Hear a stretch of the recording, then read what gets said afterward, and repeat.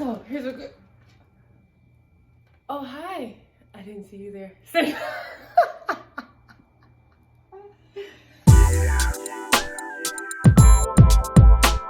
Hi, everybody. Happy New Year. We are in 2021. Hey, new year, new reset, fresh start, new things, everything new, nuevo. And this is my first video of the year. I am excited to bring this to you all. Per usual, I'm always excited to bring you guys content. And so with that, today's video is going to be assumptions about me. So, or some assumptions that you all have with me, that you share with me. On January 4th of this year, I posted on my Instagram the little comment section for people to give me or submit their assumptions about me. And so with that, I'm gonna read some and I'm gonna address some and we're gonna start it. We're gonna talk about it. And so yeah. So, and I did it in order. I wrote them all down on paper just so I can read them from paper, but I did do them in order of submission. And let's get started. So the first one was somebody said, fine as get out. Okay, thank you. Thank you, I appreciate it. I didn't know what that meant when I first got it, and I asked the person, I was just like, what is it? What does this mean? And they were just like, it means you're really attractive. And I was just like, oh, okay, thank you. That's that on that. Then the next person, which was actually the same person, said that they were serious about getting my number.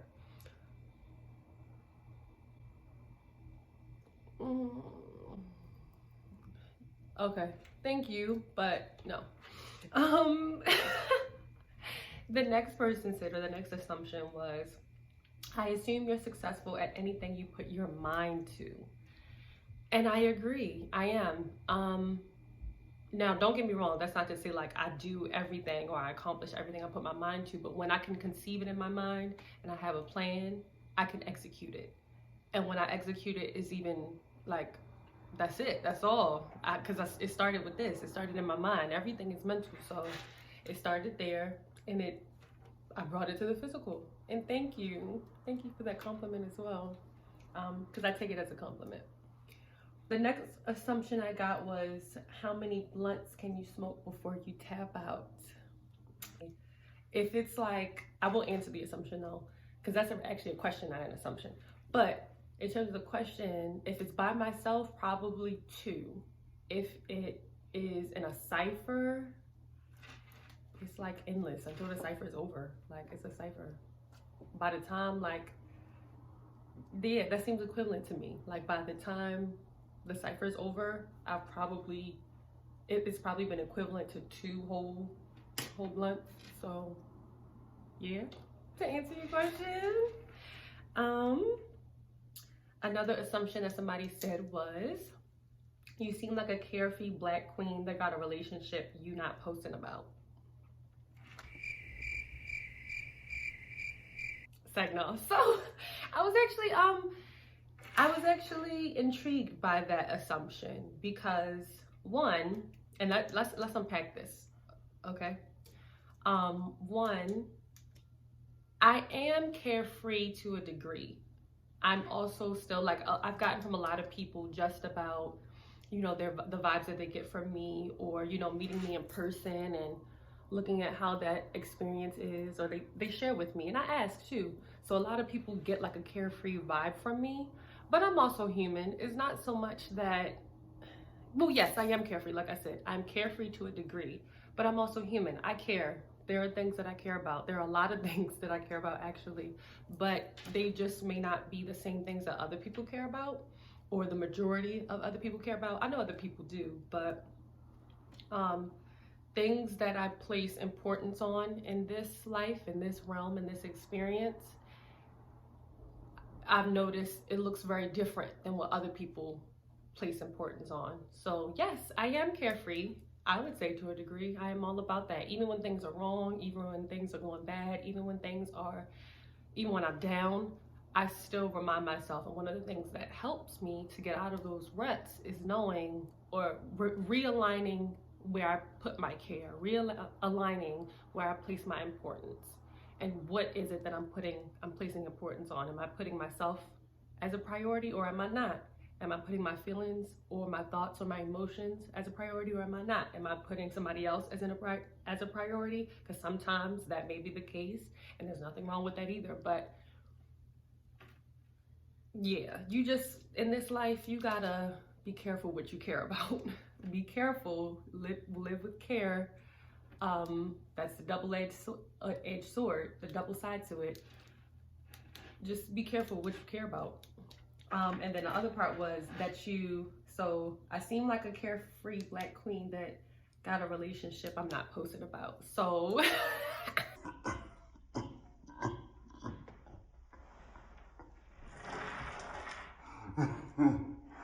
anyways, I don't know why Eagle laughed. I did post about my relationship. I didn't post about it often, and there's nothing wrong with that. Once again, there's nothing wrong with not posting about your relationship. There's nothing wrong with posting about your relationship. Whatever you want to do is your social media. In terms of my social media, I did post about my relationship a lot in the beginning, and then after a while, people be nosy. And not only that, because I don't like to make it about people, because that's not where I'm going to place my importance or care, but I like to enjoy my person. And when I'm with my person, most of the time I'm not even thinking about social media. Most of the time I'm not even thinking, unless it's something that I want to record and it's like funny or I want to share it, then it's like, oh, okay. But otherwise, no, I don't want to put that on my social media. I don't want to put my relationship on my social media all the time. Like every week, it don't have to be posted about my relationship. Now with that though, I am actually no longer in a relationship. I am now single. And the reason why it was so funny is at the time, things were a bit rocky. So it was just funny that somebody commented that I don't post my relationship when I actually do, for one. I may not post it like other people. And then two, I am no longer in a relationship. Next assumption, you seem like your confidence is through the roof. I like that. I feel like that's growth since high school. So to the people who know me from high school, okay, that's an assumption. That is definitely an assumption. Oh, my little curls on the side poking out. But thank you. I'm gonna say thank you. I think that I don't know if my confidence is necessarily through the roof since high school. But if that's what people see, that's what people see. I will say I am more secure in who I am, and I've had a lot more life experiences since high school. I am now, in my second year post-grad? Maybe a little bit. I'm not in my third year, no. I graduated in 2019. So yeah, I'm in my second year post-undergrad.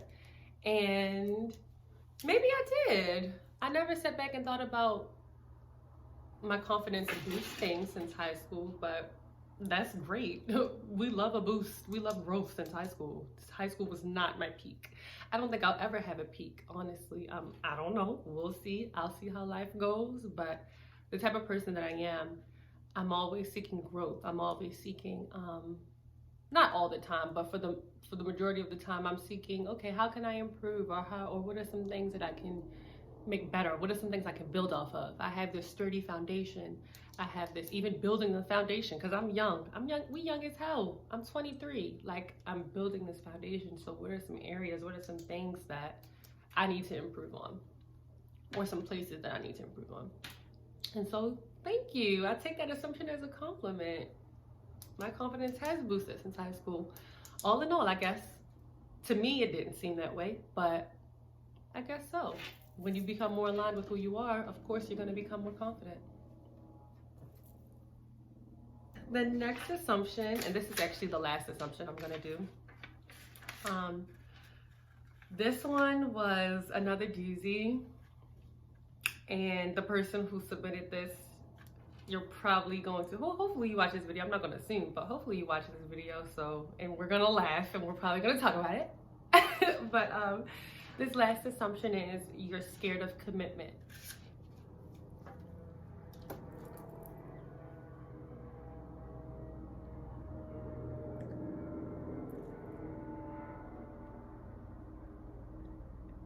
If I'm being completely honest, and the reason why I paused is because I think to a degree, and this is a growth moment, and I've never said this out loud, I think I was. I think, especially having experienced this relationship recently, and just an FYI, this was my first relationship ever. No shame in that either. I was, and I got tired of being scared, because there's no growth in being scared. There's no growth in fear. There's no love in fear. There's no experiences in fear. There are no joys in fear and being afraid and being scared. Not to down talk people who are afraid, because once again, we're all human. We're going to have moments where we're scared. We have fears. Let's call them out. Let's be open. And that's the thing. I called them out. I wanted to face my fears. I wanted to experience a relationship. I didn't think, I was hesitant, don't get me wrong. And I'm very cautious just as a person. So I definitely took baby steps in terms of commitment. But that's what I did. I took my baby steps. I took whatever steps that I needed, and I took the time that I needed, and I addressed it. I faced it. And that's all I'm about. That's what I'm about. Even in terms of other people, face your fears before you come at me.